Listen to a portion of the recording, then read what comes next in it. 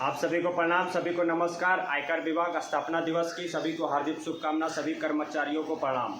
आज हम लोग एक बहुत ही लोकप्रिय विशेष मुद्दा पर चर्चा करने जा रहे हैं। वो मुद्दा ये है कि हमारे पूरे देश में जितने भी आम जनता है, नागरिक है, बिजनेसमैन है, बड़े उद्योगपति हैं, बड़े राजनेता हैं, सभी से अपील करना चाहूँगा कि टैक्स आप ईमानदारी से भरें, तभी देश एक मजबूती के साथ खड़ा हो सकता है। अगर टैक्स में आप किसी तरह का घपला करेंगे तो देश का अर्थव्यवस्था गिरेगा, फिर देश में महंगाई फैल जाएगी।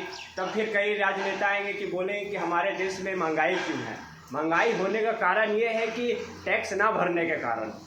आपने देखा होगा अगर हमारे घर में अगर किसी तरह का सबसे ज़्यादा अगर फैमिली बढ़ते हैं तो खर्च बढ़ता है, तो उसी तरह हमारा देश में अगर हम टैक्स नहीं बढ़ेंगे तो टैक्स का जितना भी रिलेटिव है, सरकारी गवर्नमेंट का काम जनता का ही पैसा से होता है।